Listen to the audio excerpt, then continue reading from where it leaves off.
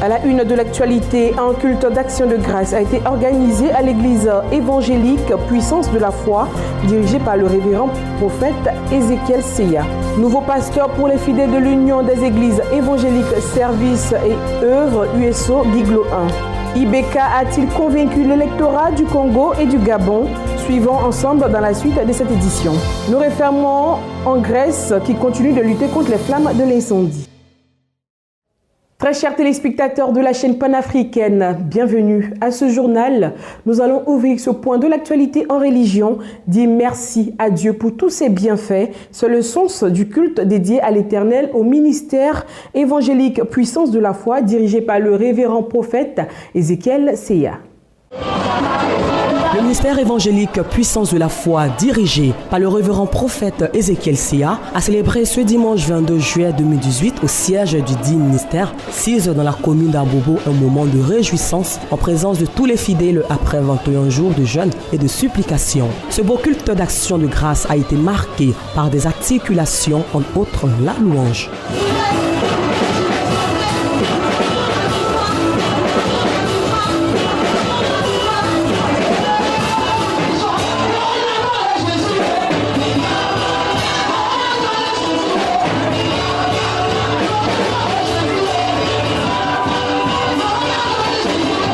À la suite de ce temps de célébration, place à l'ange de la maison, le révérend prophète Ézéchiel Seya, qui s'est adressé à son peuple pour cette occasion.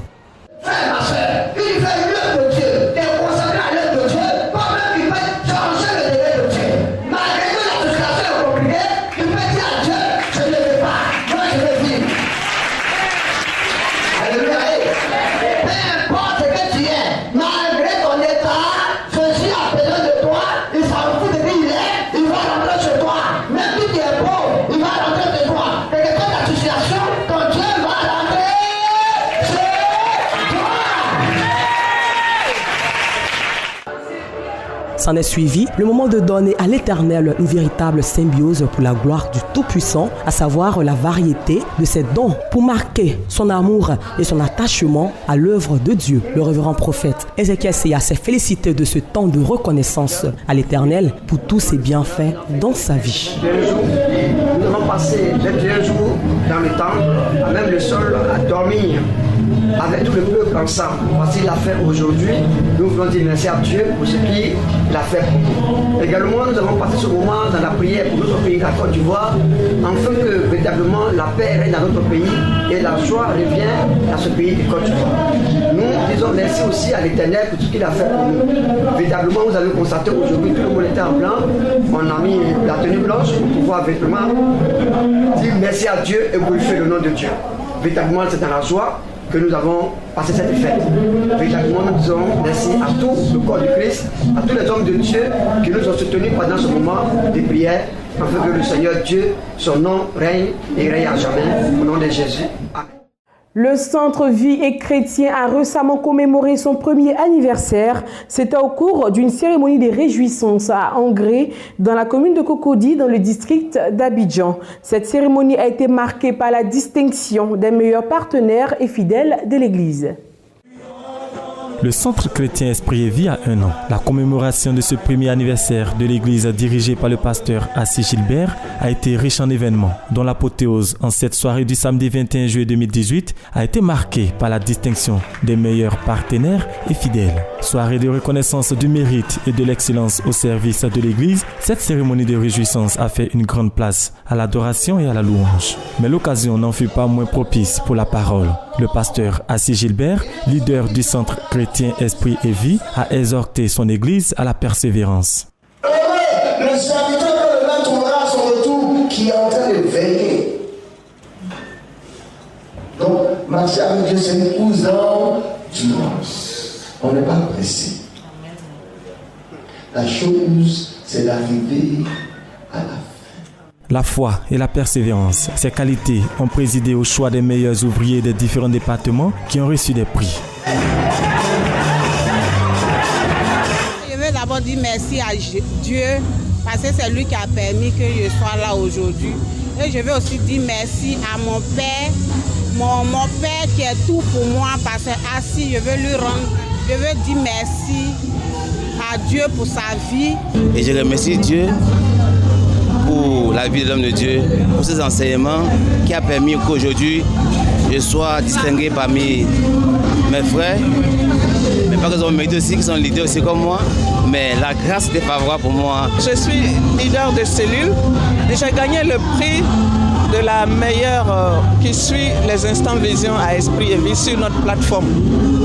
Et c'est une joie pour moi parce que j'ai dit ce matin à mon talk show que celui qui ne fait pas les instants vision et qui ne lit pas la Bible, il ne peut pas garder cette flamme-là allumée dans son cœur pour être dans la vision de Esprit et Vie.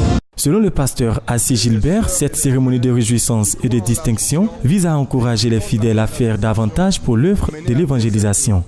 Je veux saluer ici tous ceux qui sont partenaires, tous ceux qui participent par leur prière, par leur soutien à l'avancement du règne de Jésus-Christ dans cette nation.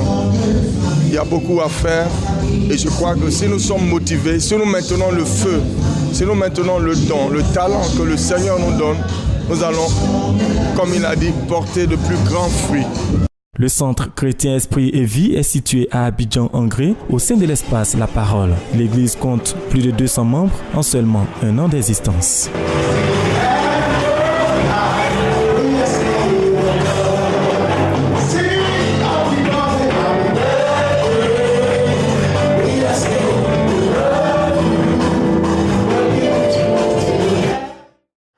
Un tout nouveau pasteur pour les fidèles de l'Union des Églises évangéliques Service et œuvre USO Giglo 1. Il répond au nom de Dominique Ba. Il a été officiellement présenté ce dimanche à l'ensemble de la communauté chrétienne de la ville. Notre correspondant Tino de Béthanie a suivi pour nous ce reportage. La cérémonie s'est déroulée en présence de plusieurs autorités ecclésiastiques et fidèles chrétiens de la ville. Installé par le collectif des pasteurs des églises évangéliques de Giglo, pasteur Ba Dominique n'a pas attendu un seul instant pour se mettre au travail. Ainsi, il a procédé au baptême des chrétiens qui ont pris l'engagement de marcher avec le Seigneur et à la signature de plusieurs documents, notamment les registres et les cartes de baptême. Dans son adresse à l'église, l'homme de Dieu a dit avoir été bien reçu. Je voudrais remercier vraiment toute l'Église dans son ensemble.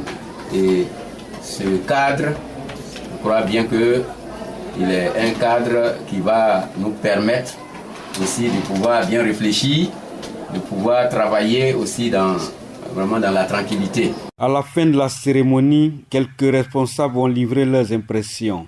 Il faut que le révérend Dominique Ba soit tout le temps avec nous, qu'il réponde à toutes nos aspirations. Et je pense que Dieu l'aidera.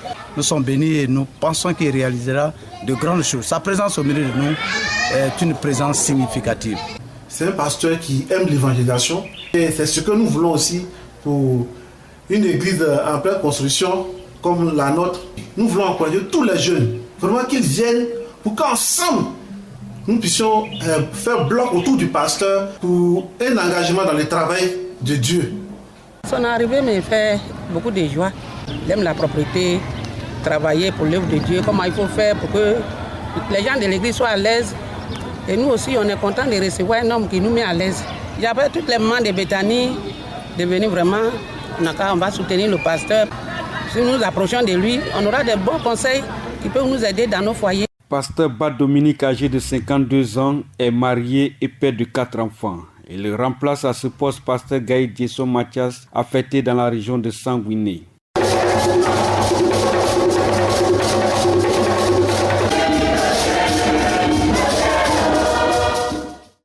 Parlons société, cours de vacances, colonies de vacances, tournois de football de vacances, voyages, bref, les activités ne manquent pas pour meubler la période des vacances scolaires. À Bonoumé, à Cocody, le centre aéré Vacancia 2018 en a prévu pour les enfants. Un reportage signé Jean-Cyril Djebi, à Louis Jean et Armel Hatsin.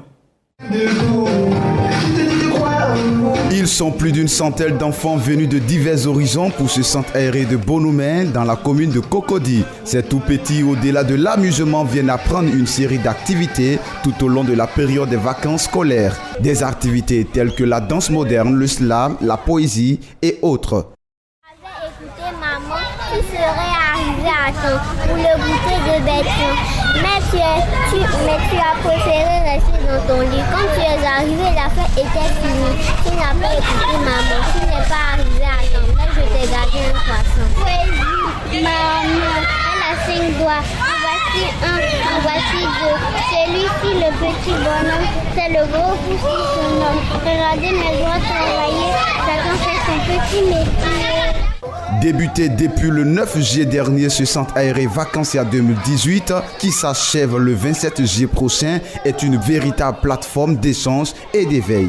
De la trampoline en passant par le château Bataille, les enfants se récréent dans une bonne ambiance.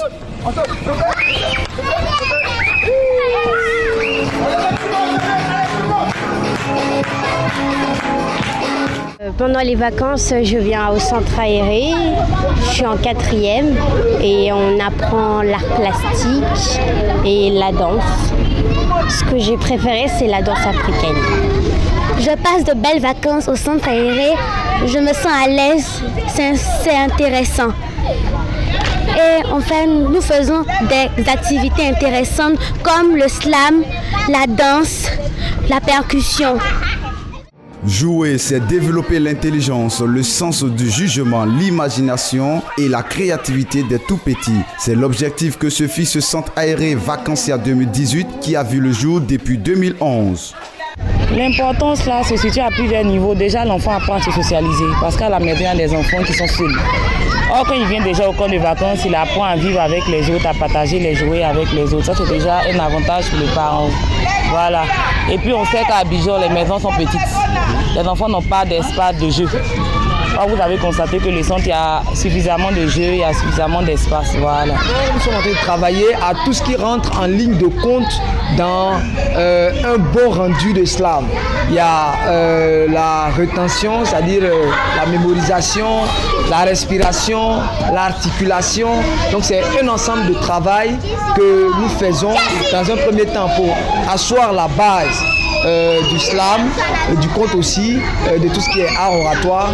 Et puis, puisque nous sommes maintenant à notre 3e séance, nous allons maintenant commencer à monter une sorte de fresque, un spectacle de fin pour une restitution. Voilà. Ayant un peu la nostalgie de l'enseignement, j'organise un centre aéré chaque année que j'ai appelé Vacancia. Donc le centre aéré Vacancia, le monde des bouts de chou. Voilà, chaque année, on a un espace, on met vraiment tout à la disposition des enfants, des châteaux que vous voyez là, des trampolines et surtout les activités comme la danse, la poterie, la peinture. Voilà. Et puis surtout un sport qu'on choisit chaque année. L'année passée, c'était l'escrime, cette année, c'est la capoeira pour permettre aux enfants de se défouler et tout ça. Ouvert il y a 7 ans, cet espace tenu par des spécialistes de l'éducation préscolaire est dédié aux enfants de 2 à 14 ans. Il a pour objectif premier de permettre aux enfants d'occuper sainement leurs vacances. Sapli Sepingo, situé dans la sous-préfecture de Bondoukou, était en fête à la faveur de la journée de l'enfant africain. Cet événement est une initiative de la direction régionale de la protection de l'enfant et de la l'ONG Save the Children.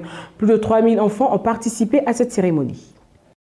À l'image de tous les enfants du continent africain et de Côte d'Ivoire, les enfants de la région du Gontogo ne sont pas restés en marge de la célébration de cette 28e journée de l'enfant africain. Cette année, c'est la sous-préfecture de Sapli Sepengo qui a servi de cadre pour la tenue de cet événement. Les enfants brandissant leurs pancartes, disant non aux violences, à la maltraitance et viol dont ils sont l'objet. Prévenir la violence contre et envers les enfants est essentiel non seulement pour leur propre bien-être, mais aussi pour la santé et le progrès de notre communauté. Madame Kamoro Adja, au nom des populations, a encouragé les autorités à poursuivre les efforts de la protection des enfants. Encourager les autorités ivoiriennes et locales à poursuivre les efforts inlassables dans le traitement de l'ensemble des thématiques de protection de l'enfant en Côte d'Ivoire. L'ONG Save the Children, à travers son représentant, M. Dalier Priva, a affirmé la disponibilité de l'institution qu'il représente à accompagner les enfants partout. Il y va de notre devoir, de notre engagement d'accompagner l'État de Côte d'Ivoire et tous les acteurs qui œuvrent dans le domaine de la défense et la promotion des droits de l'enfant. Monsieur Amadou Kofi Martin est le directeur régional de la femme, de la protection de l'enfant et de la solidarité, a exhorté les populations à mettre sur pied des stratégies pour la protection des enfants. Il est possible de prévenir les violences envers les enfants. Une approche multisectorielle s'impose,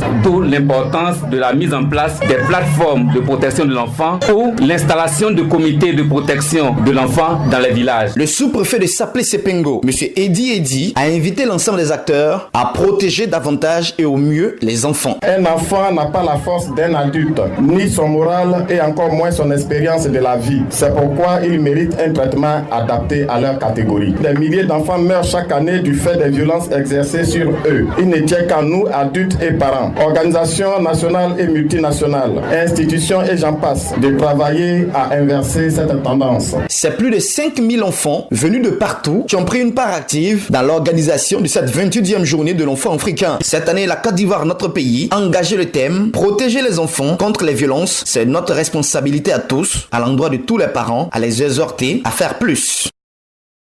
En Afrique, au Mali, les militants de Soumaïla Cissé se mobilisent pour soutenir l'ancien ministre des Finances puis de l'Équipement, ancien président de la commission UEMOA. Il a axé son programme de gouvernement sur la lutte contre l'insécurité, la mise en œuvre de l'accord de paix et la fin de la corruption. C'est la 3e fois que Soumaïla Cissé tente d'accéder à la magistrature suprême.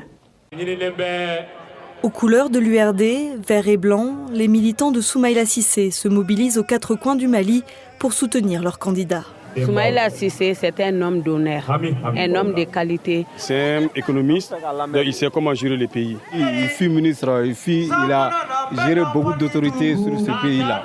C'est un homme droit, juste. Je suis pour Soumaïla Cissé.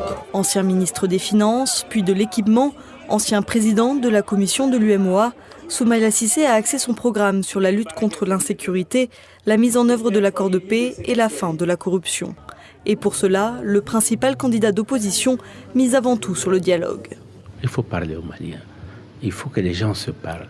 Il faut que les gens se parlent et qu'on identifie, comme on dit chez nous, la maladie pour pouvoir soigner la maladie. Ceci est très important de partir d'un diagnostic réel et de partir des atouts de notre économie. Il faut que les solutions soient des solutions inclusives par nous-mêmes. Le président de l'URD souhaite réunir autour de lui les insatisfaits du mandat d'Ibrahim Boubacar Keïta, par exemple certains de ceux qui avaient manifesté contre la révision constitutionnelle l'année dernière, comme le parti d'opposition Parena ou encore l'activiste Razbat. Un président en action qui est là aujourd'hui en fonction, qui a un bilan négatif, mais ça nourrit toutes les oppositions, ça nous nourrit. Et je crois qu'il ne faut pas faire la fine bouche sur cela. Et maintenant, nous ne faisons pas une campagne anti-IBK, ce n'est pas le sens. C'est la 3e fois que Soumaïla Cissé tente d'accéder à la magistrature suprême.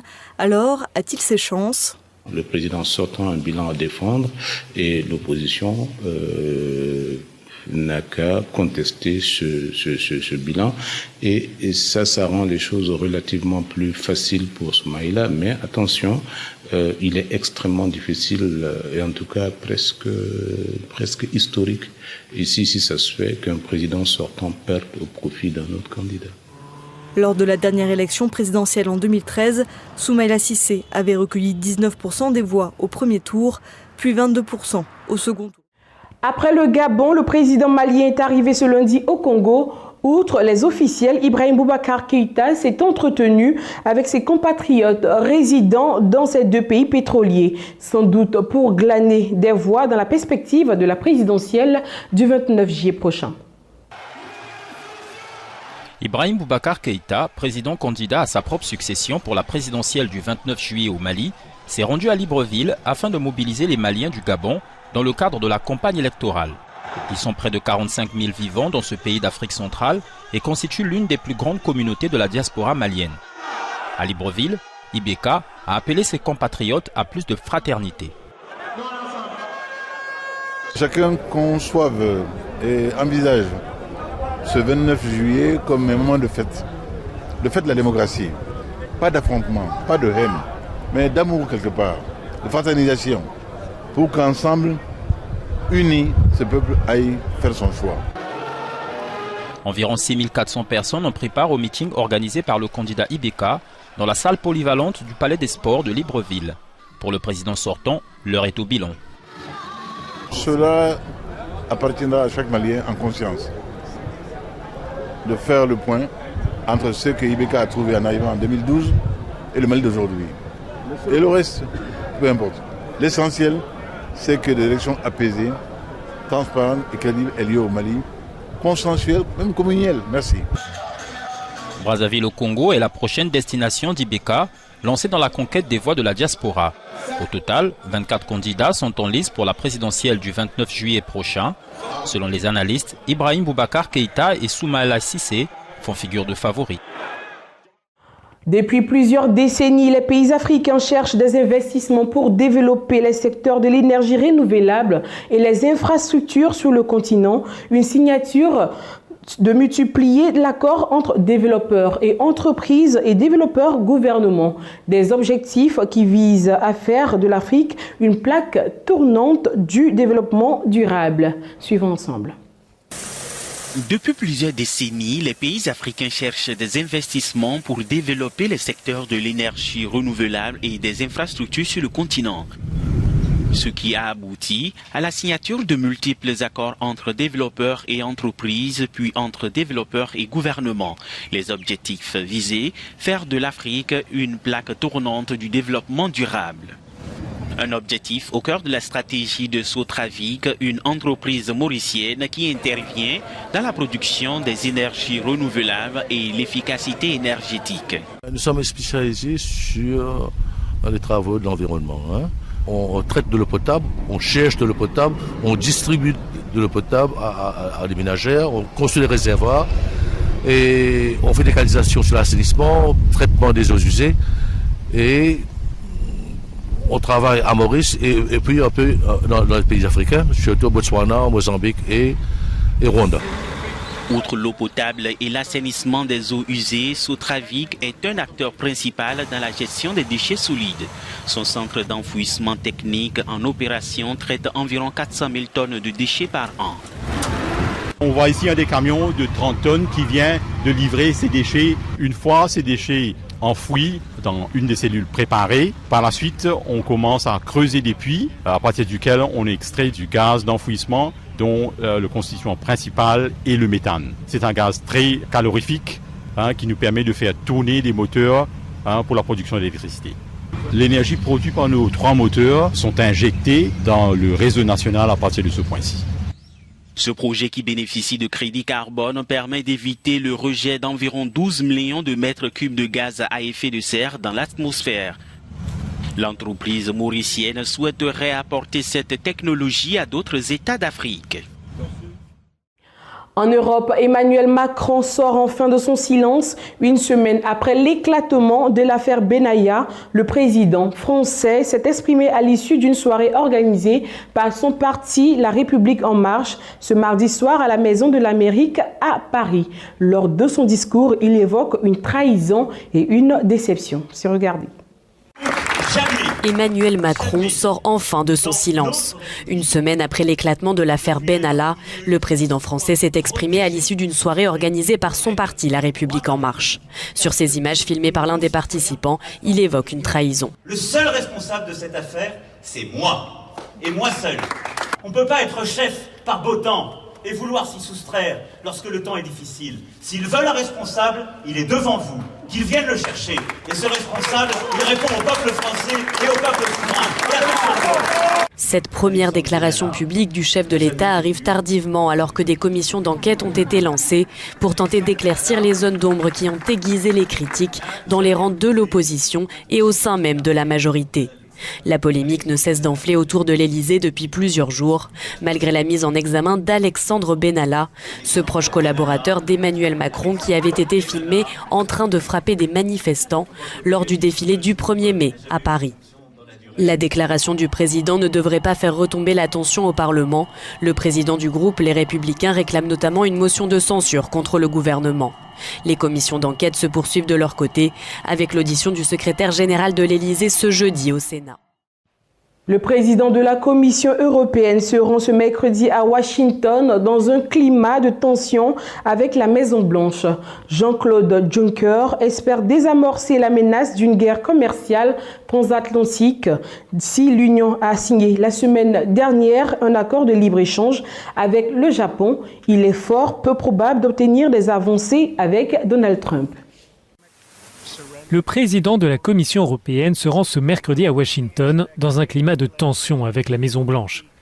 Jean-Claude Juncker espère désamorcer la menace d'une guerre commerciale transatlantique. Si l'Union a signé la semaine dernière un accord de libre-échange avec le Japon, il ne faut pas s'attendre à des avancées avec Donald Trump. Je pense que Donald Trump ne cherche pas à conclure un accord. Je pense qu'il apprécie le fait de faire monter l'incertitude dans l'espoir que cela ramènera des emplois, en particulier dans ses fiefs électoraux et à tous ceux à qui il a promis des emplois. Mais cela pourrait amener un dialogue entre l'Union européenne et les États-Unis. Les points chauds ont été mis un peu de côté et on peut envisager une désescalade. Mais comme je l'ai dit, je ne suis pas très optimiste. Le président américain menace d'imposer de nouvelles taxes sur les voitures européennes. Donald Trump n'a cessé d'attaquer les Européens, décrivant l'Union comme un ennemi commercial. De façon intensive, il vante le Made in America et il répète à l'envi que les États-Unis ne signeront plus de mauvais accords commerciaux. Ce n'est pas du libre-échange, c'est un marché de dupes, c'est du commerce stupide et nous n'en voulons plus. Le président du Conseil européen se fait lui aussi entendre sur les réseaux sociaux. Donald Tusk assure que l'Union et les États-Unis sont les meilleurs amis et que les discussions sur les ennemis transatlantiques relèvent de la désinformation. Toutefois, pour les secteurs industriels concernés par ces tensions politiques, les enjeux sont particulièrement importants. Les relations commerciales ne sont pas bonnes. Nous ne sommes pas en bonne position avec l'ensemble de l'environnement extérieur. Si c'est une bonne rencontre, alors nous pourrons nous remettre sur la bonne voie. Il n'y a pas encore d'impact significatif suffisant pour avoir un changement, pour forcer le changement. Nous sommes très inquiets concernant les menaces de taxes sur les voitures. Cela va avoir des conséquences importantes et nous en observons déjà avant la mise en œuvre. En réponse, l'Union européenne a déjà imposé des taxes sur les importations de certains produits américains, comme le Bourbon ou les Harley-Davidson. Les 28 sont d'ailleurs prêts à aller plus loin si Washington s'attaque au secteur automobile. Si vous étiez en face de Donald Trump, que lui diriez-vous ? Je dirais, Président Trump, nous sommes alliés depuis 70 ans. Nous avons besoin de chacun, nous avons des économies fortes et les États-Unis se portent bien si l'Union se porte bien. Donald Trump attend de cette visite une proposition significative. Or, l'Union européenne assure qu'il n'en est rien. L'issue de ce déplacement apparaît dès lors très incertain. Nous refermons ce journal. En Grèce, le bilan non définitif des incendies qui ont ravagé les alentours d'Athènes ont tué au moins 79 personnes. Les pompiers poursuivent les recherches de victimes éventuelles. Le gouvernement a décrété 3 jours de deuil national. Des habitants hagards au milieu des voitures calcinées. Et le silence qui s'est abattu après l'effroi. Les cendres fument encore dans les rues de Mati. Ici, les conducteurs ont abandonné leur véhicule pour fuir à pied. Certains n'ont pas survécu. D'autres sont morts serrés les uns contre les autres dans leur voiture. Au loin, la mer est grise. La petite cité balnéaire a perdu une 60aine d'habitants, au moins. Vassili Drakakis est né ici. Il tente de réconforter ses voisins et amis. Avec une centaine de personnes, lui s'est réfugié dans l'eau face à la rapide avancée des flammes. On est resté 2h30 dans l'eau, dans le noir et la fumée. Il y avait des enfants, des personnes âgées qui avaient peur. Moi, je suis en bonne condition. Je les ai aidés à tenir. On s'en est tous sortis, heureusement. Mais Vassili a vu certains de ses voisins partir à la nage, dans la panique. Il n'a pas de nouvelles d'eux. Le problème, c'est que beaucoup de gens ont nagé au large en pensant qu'ils seraient en sécurité. Mais le vent était fort, le courant les a emportés et ils étaient fatigués. Il nous manque au moins 80 personnes. Des heures d'angoisse dans l'eau, que raconte cet autre rescapé. On a nagé le plus loin possible pour échapper à la fumée. Aussi loin qu'on pouvait, mais plus on s'éloignait, plus les courants étaient forts. On s'est perdu. On savait plus où on était. Pour certains, les secours ont pu arriver à temps. Mais dans les bras de Vassili, cette jeune fille pleure, elle, un oncle disparu. Amati, l'heure est encore au chagrin, avant les questions qui viendront inévitablement. Très chers téléspectateurs, ça a été un réel plaisir de vous présenter ce journal qui a été préparé par l'ensemble de la rédaction, réalisé par Armel Hatsan et Paul Corré. À très bientôt.